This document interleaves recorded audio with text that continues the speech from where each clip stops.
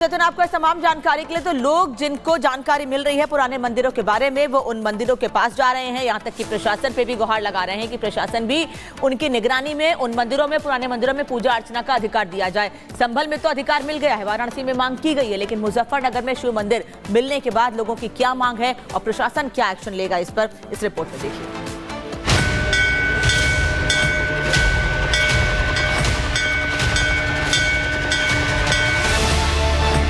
लद्दावाला में 1970 में इस मंदिर की स्थापना हुई थी जो और 1970 से लेकर 1990 तक लगातार वहाँ पूजा अर्चना चलती है। 40-45 साल पुराना है और पिछले 10-12 साल से यहाँ पे कोई नहीं आता। संभल में साजिश का पर्दाफाश, वाराणसी में भी षड्यंत्र का प्रयास।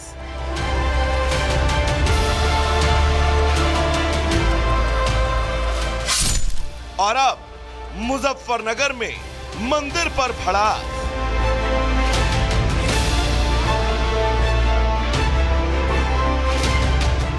आपकी स्क्रीन पर दिख रही ये 3 तस्वीरें सिर्फ कुछ ऐसे मंदिर नहीं हैं जिनके बारे में सभी को पता चल रहा है, बल्कि इतिहास की किताब के वो शुरुआती 3 पन्ने हैं जो बता रहे हैं कि सनातन से साजिश का काला चिट्ठा अब धीरे धीरे दुनिया के सामने आ रहा है। संभल में तो अब इस बात के सबूतों की भी जरूरत नहीं है कि वहां मंदिर है या नहीं। महज बीते 24 घंटे में 2 अलग अलग शहरों में मंदिरों को लेकर जो तस्वीरें सामने आई, वो ये बता रही हैं कि संभल में तो बस इस खुलासे का पहला अध्याय है। ऐसे हजारों सबूत देश के कई कोने में पड़े हैं जो ये बता रहे हैं कि सनातन को दफन करने की कोशिश हजारों साल से चली आ रही है। ताजा मामला मुजफ्फरनगर के लद्दावाला का है, जहां 54 साल पहले एक शिव मंदिर का निर्माण हुआ था, लेकिन इस बीच मुसलमानों की बढ़ती आबादी के बीच हिंदू समाज यहां से धीरे धीरे पलायन करके चला गया और आज ये शिव मंदिर खंडहर बना हुआ है, जिसके ऊपर अतिक्रमण भी दिखाई दे रहा है। पलायन करते समय ये हिंदू लोग अपने साथ इस मंदिर में स्थापित शिवलिंग और अन्य भगवानों की मूर्ति को भी ले गए। 1989 के बाद जैसे ही हिंदू मुस्लिम यहाँ दंगे हुए, तो दंगों के बाद वहाँ से लोगों ने, क्योंकि मुस्लिम आबादी बहुत तेज़ी से बढ़ी, तो हिंदुओं ने वहाँ से पलायन करना शुरू कर दिया। तो वहाँ काफ़ी लोग, पहले सब सारा हिंदू बस्ती थी वहाँ, लेकिन आज वहाँ पे तकरीबन मेरे हिसाब से एक भी खराब वहाँ हिंदू परिवार नहीं रहता। बताया जा रहा है कि राम मंदिर विवाद के बाद इलाके में दंगे हुए, तब यहाँ पर रहने वाले हिंदू समाज के लोग इस मोहल्ले को छोड़कर दूसरी जगह चले गए। पलायन करते समय लोग अपने साथ मंदिर में स्थापित शिवलिंग और अन्य भगवानों की मूर्ति को भी ले गए, जिसके बाद से इस मोहल्ले में लगातार मुस्लिम समाज की आबादी बढ़ती चली गई।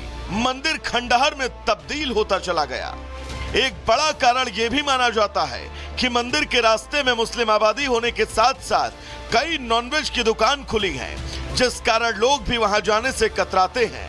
इस इलाके में रहने वाले मुस्लिम परिवार खुद मानते हैं कि पहले इस मंदिर में श्रद्धालुओं की भारी भीड़ थी, लेकिन हालात बदलने के बाद मंदिर में श्रद्धालुओं की और इलाके में हिंदुओं की आबादी घटती चली गई।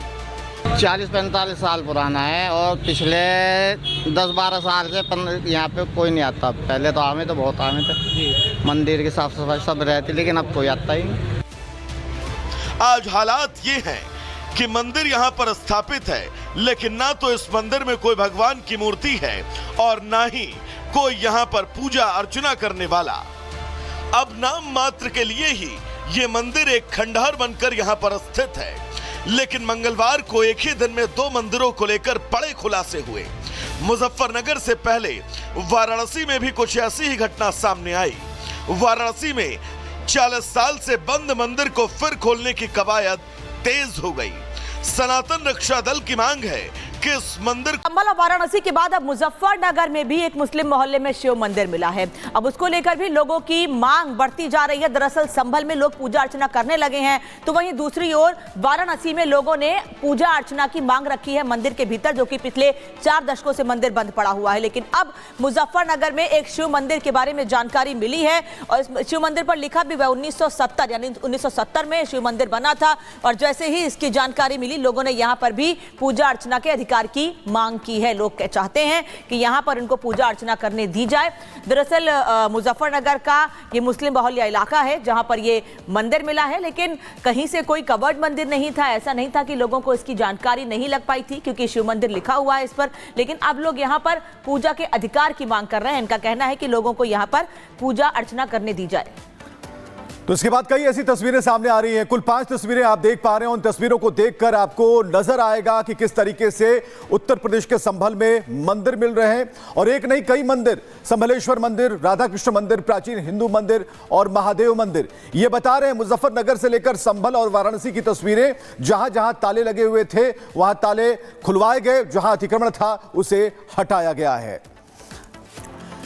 तो जतिन लगातार अपडेट आप तक पहुंचा रहे हैं। जतिन, फिलहाल ताजा अपडेट मुजफ्फरनगर को लेकर, क्योंकि यहां पर भी देखिए शिव मंदिर मिला है, जिसके बाद अब चर्चा है जोरों पर कि आखिर यहां पर ताला क्यों। जतिन। आज जी बिल्कुल, देखिए क्रोनोलॉजी बिल्कुल सेम है जो संभल में देखने को मिला कि किस तरीके से पलायन करना पड़ा हिंदू परिवारों को, वही सीन वाराणसी में देखने को मिला। और ऐसी ही तस्वीर अब मुजफ्फरनगर में भी है। 1970 का ये मंदिर बताया जा रहा है। तकरीबन 250 हिंदू परिवार उस गांव में रहते थे।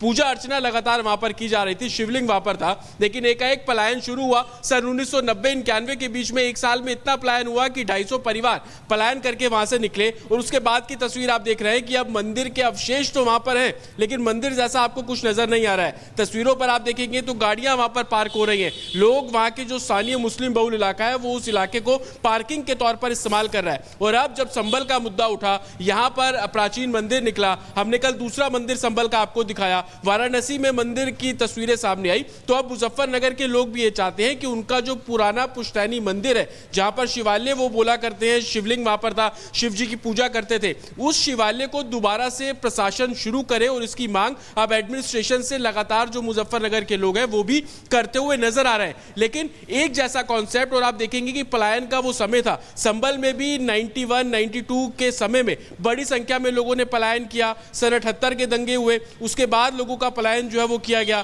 इसी तरीके की तस्वीर संभल के दूसरे इलाके में थी। वो जो दूसरा मंदिर मिला वो 82 में बनना शुरू हुआ, 83 तक वो बना, और उसके बाद 1991 में वहां से भी पलायन हुआ। तो किस तरीके से संभल, उसके आसपास के इलाके, मुजफ्फरनगर के इलाके, वहां पर जो पलायन की स्थिति थी वो उस समय ऐसा था कि जिसको जैसा मौका मिला वो अपने घरों को छोड़ा, उसने दूसरी जगह पे घर लिए और वहां पर अपना जो मंदिर है वो वहां पर सेटअप किया। मुजफ्फरनगर की जब हम बात कर रहे हैं तो वहां पर जो शिवालय था, ये जानकारी मिल रही है कि हिंदू परिवार जो उनकी पूजा करते थे वो उस समय शिवालय को अपने साथ, जो शिवलिंग था वो अपने साथ ले गए थे। लेकिन अब जब मंदिर को रिवाइव करने की बात एडमिनिस्ट्रेशन करता है तो लोगों में इस बात को लेकर उम्मीद है कि उनके जो पुराने मंदिर है उसको भी किसी तरीके से। ठीक है, धन्यवाद जतिन आपको इस तमाम जानकारी के लिए। तो लोग जिनको जानकारी मिल रही है पुराने मंदिरों के बारे में, वो उन मंदिरों के पास जा रहे हैं। यहाँ तक कि प्रशासन पे भी गुहार लगा रहे हैं कि प्रशासन भी उनकी निगरानी में उन मंदिरों में, पुराने मंदिरों में पूजा अर्चना का अधिकार दिया जाए। संभल में तो अधिकार मिल गया है, वाराणसी में मांग की गई है, लेकिन मुजफ्फरनगर में शिव मंदिर मिलने के बाद लोगों की क्या मांग है और प्रशासन क्या एक्शन लेगा, इस पर इस रिपोर्ट में देखिए।